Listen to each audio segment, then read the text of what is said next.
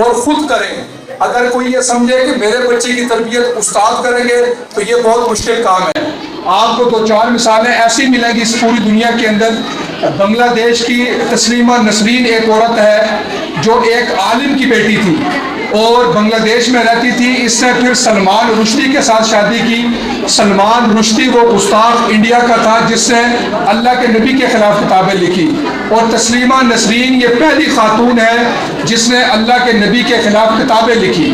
اور ان کا اپنے جو والد تھا وہ عالم تھا. عالم کے گھر پیدا ہونے والی بیٹی پھر ایک وقت آیا کہ وہ گستاخ بن گئی.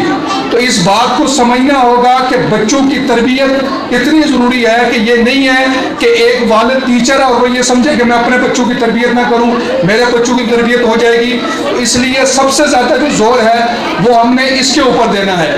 ابھی قاضی عبدالرشید صاحب نے ہمیں یہ واقعہ بتایا کہ جب میں انگلینڈ کے اندر تھا تو ہمارے راولپنڈی کے راجہ فیملی کے کوئی آدمی تھا, وہ فوت ہو گیا.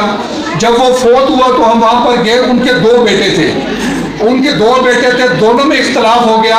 ایک نے یہ کہا کہ میں اس کو پاکستان لے کر جاؤں گا اپنے والد کو, اور دوسرے نے یہ کہا کہ نہیں ہم ان کو یہیں پر جلائیں گے. اور اس سے پوچھا کہ بھائی تم مسلمان ہو, تم کیسے اپنے والد کو جلاؤ گے؟ اس نے کہا کہ میں نے انٹرنیٹ سے دیکھا ہے کہ جو جلانے کا خرچہ وہ کم آتا ہے بجائے اس کے کہ ان کی تدفین کی جائے. اب مسلمان کے گھر میں پیدا ہونے والے یہاں ہمارے راولپنڈی کے وہ باہر جاتے ہیں تو ان کی سوچ تبدیل ہو جاتی ہے. تو اس کے بعد پھر وہ کیس کورٹ میں چلا جاتا ہے اور 3 ماہ 4 ماہ کورٹ میں وہ کیس لگا رہتا ہے جب تک ان کے والد کی ڈیڈ باڈی وہاں پر گورنمنٹ کے پاس ہوتی ہے. تو اس کے بعد پھر انہوں نے فیصلہ کیا کہ ان کی پورا خاندان مسلمان ہے, لہٰذا اس شخص کو مسلمانی طریقے سے تدفین کی جائے گی. تو یہ بات سمجھنے کی ہے کہ پیسہ تو کمایا جا سکتا ہے, کاروبار تو کیا جا سکتا ہے, لیکن جب آپ کے بچے کے نظریات چینج ہو گئے تو پھر میرے مرنے کے بعد میرے بچے میرے ساتھ کیا کریں گے. تو یہ ایک سوچنے کی بات ہے, کیونکہ مسلمانوں کے لیے سب سے زیادہ جو ضروری ہے وہ اخروی زندگی ہے. اللہ کے نبی صلی اللہ علیہ وسلم نے سب سے زیادہ جو زور دیا ہے وہ اخروی اس پہ دیا ہے. آپ نے صحابہ کرام کی اتنی تربیت کی ہے کہ پوری دنیا آپ کے صحابہ کرام کی جو زندگی دیکھ کر وہ آج تک کامیاب ہو رہی ہے. سیدنا فاروق اعظم کا قانون پوری دنیا کے اندر چلتا ہے, صحابہ کرام کا نظام پوری دنیا کے اندر چلتا ہے. یہ وہ لوگ ہیں جن کی تربیت اللہ کے نبی نے کی. ایک واقعہ یہ ہے کہ اللہ کے نبی کے صحابہ ایک جنگ کے لیے جا رہے ہوتے ہیں اور راستے کے اندر وہاں پر ان کو بھوک لگتی ہے, جنگل ہوتا ہے, کوئی بھی نہیں ہوتا. ایک جھونپڑی میں ایک بندہ ہوتا ہے, اس سے یہ کہتے ہیں کہ ہم جنگ کے لیے جا رہے ہیں, ہمارے پاس کھانے کے لیے کچھ نہیں ہے, تو آپ ہماری کوئی مدد کر دو. تو اس وقت جو ہے نا انہوں نے کھجوریں ان کو پیش کی, صحابہ نے کھجوریں کھائی اور چلے گئے. اس کے بعد اسی جگہ سے کفار کا لشکر آیا, انہوں نے بھی اسی طرح وہاں پر اس جھونپڑی والے سے یہ طلب کیا کہ ہمیں کھانے کے لیے کچھ دیا جائے. تو انہوں نے بھی اسی کو اسی طریقے سے کھجوریں دی اور کفار نے کھجوریں کھائی.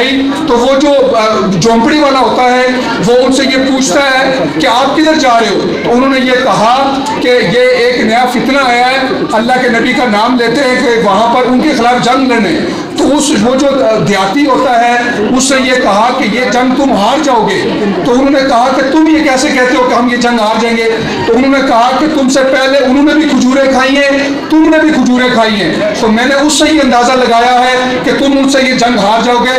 تو جب پوچھا تو انہوں نے بتایا کہ جو اس سے پہلے اللہ کے نبی کے جو صحابہ تھے وہ آئے, میں نے ان کو کھجور کھاتے ہوئے یہ دیکھا کہ وہ جو اچھی کھجور تھی اپنے بھائی کے سامنے رکھتے تھے اور خود گلی ہوئی جو کھجور تھی کمزور تھی وہ کھاتے تھے.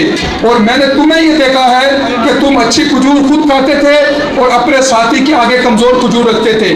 تو کسی بھی جنگ کو جیتنے کے لیے اس کے لیے محبت ایثار بہت ضروری ہے. تو اس کے لیے ہمیں یہ چاہیے کہ ہم نے اسی انداز سے اپنے بچوں کی تربیت بھی کرنی ہے اور انشاءاللہ تعالی اپنے ملک پاکستان کے لیے ایسے لوگوں کو آگے لانا ہے جو اس ملک کے اندر استحکام بھی پیدا کریں. اور اس وقت کے جو حالات ہیں یہ اس وجہ سے ہے کہ یہاں پر وہ قیادت نہیں ہے جو ان مسلمانوں کا, ان غریب لوگوں کی جو نا آج کی آواز سن سکے.